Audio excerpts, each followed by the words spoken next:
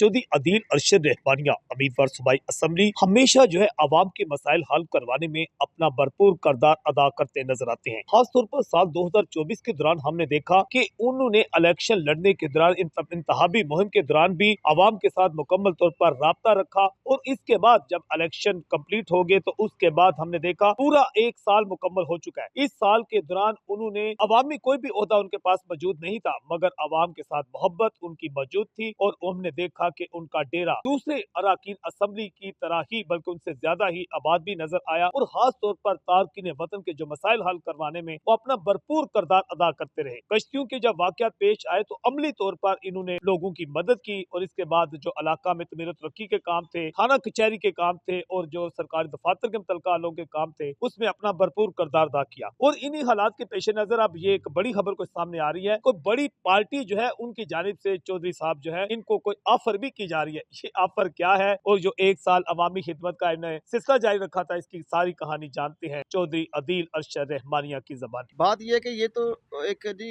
है, जो आपने ये बात की है उसका मैं जवाब देता चला जाऊं कि ये जो बात है ना जी कि मुझे कोई बड़ी पार्टी ऑफर कर रही है, ऐसी कोई बात नहीं। अल्हम्दुलिल्लाह मैं अपनी आवाम के साथ ही अभी तक ठीक हूँ, अवामी नुमाइंदा ही ठीक हूँ।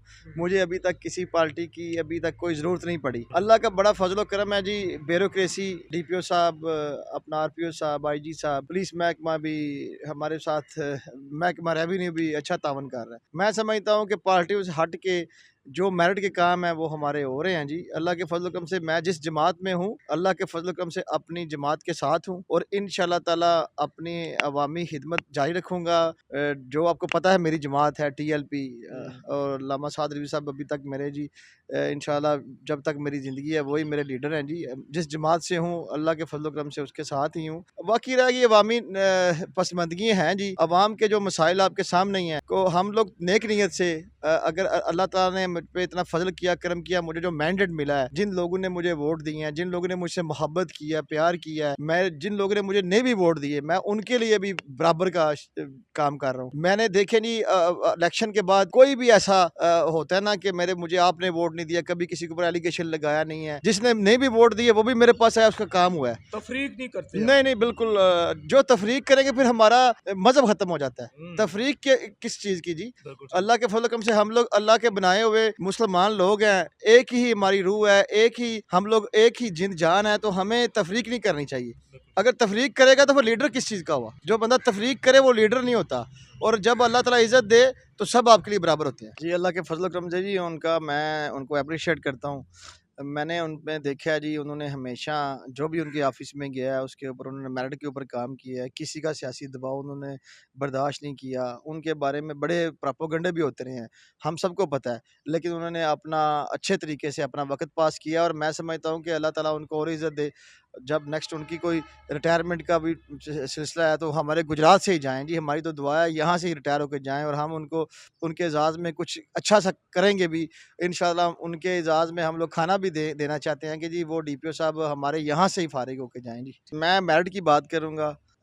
मैं समझता हूँ कि ताजरों को भी चाहिए कि वो महकमे के साथ प्यार, मोहब्बत, सलूक से तावन करें, उनसे बैठ के मीटिंग करें, उनसे मशावरत कर लें, उनसे टाइम मांग लें।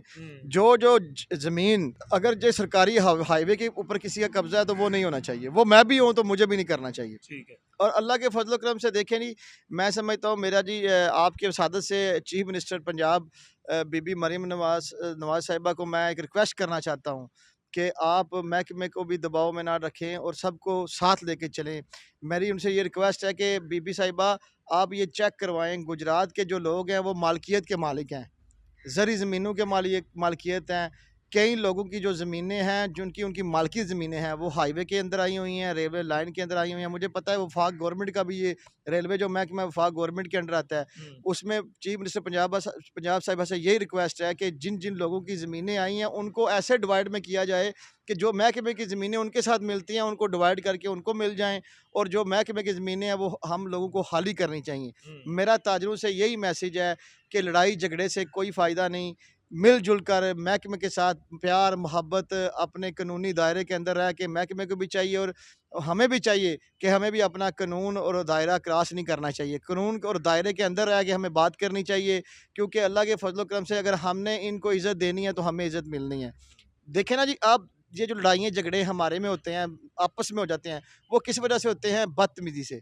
हमारी ज़ुबान में प्यार होना चाहिए, सलूक होना चाहिए, जो बैठ के टेबल के ऊपर बात हल हो सकती है, वो लड़ाई झगड़े से, मीडिया के ऊपर आके फ़िज़ूल बयानबाज़ी करने से हल नहीं होते।